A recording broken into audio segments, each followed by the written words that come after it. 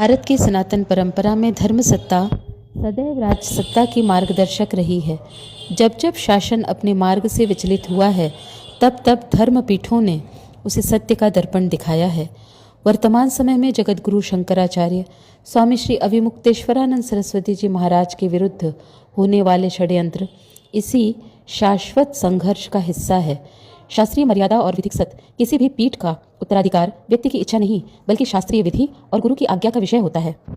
ब्रह्मलीन अनंत श्री विभूषित जगतगुरु शंकराचार्य स्वामी श्री स्वरूपानंद सरस्वती जी महाराज ने अपनी अंतिम इच्छा पत्र के माध्यम से स्पष्ट रूप से इन्हें ज्योतिष पीठ पर और द्वारका पीठ पर स्वामी सदानंद सरस्वती जी महाराज को अपना उत्तराधिकारी नियुक्त किया था।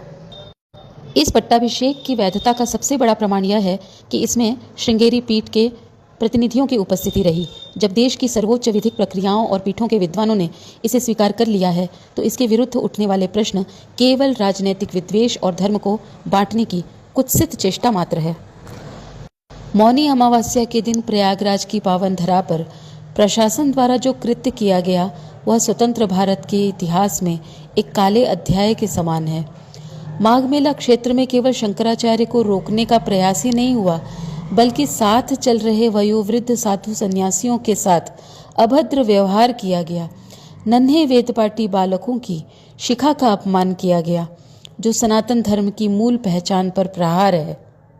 इस अपमान के विरोध में शंकराचार्य जी का कड़ाके की ठंड में सड़क पर बैठना कोई हट नहीं, बल्कि उस अक्षम्य अपराध के लिए क्षमा मांग लेने को दिया गया एक सुअवसर था, जो शासन ने धर्मरक्षकों के साथ किया।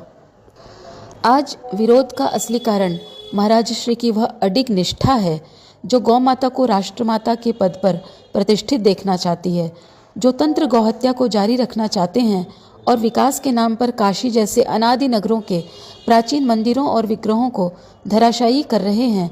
उनके लिए शंकराचार्य जी एक अभेद्य दीवार बनकर खड़े हैं।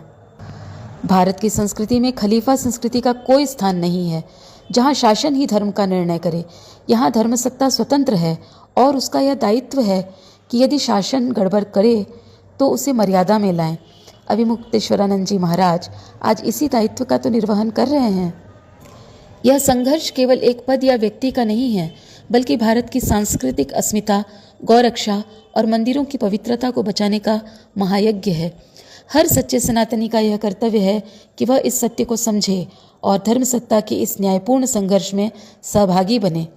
यदि आप भी सच्चे सनातनी हैं और धर्म रक्षा के इस यज्ञ से जुड़ना चाहते हैं, तो इस पोस्ट को अवश्य शेयर करें और आगे बढ़ाएं।